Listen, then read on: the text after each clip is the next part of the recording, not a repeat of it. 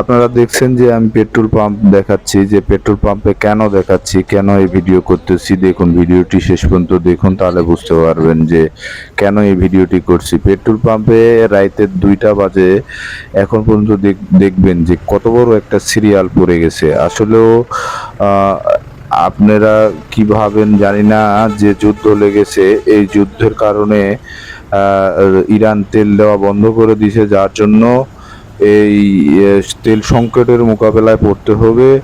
এই মোকাবেলা দূর করার জন্য একজন বাইক যারা চালায়, যারা বাইক ভালোবাসেন, তারা আগে তেল উঠায় নিচ্ছে। দেখতে পাচ্ছে একটা ভালো ভালো বাইক।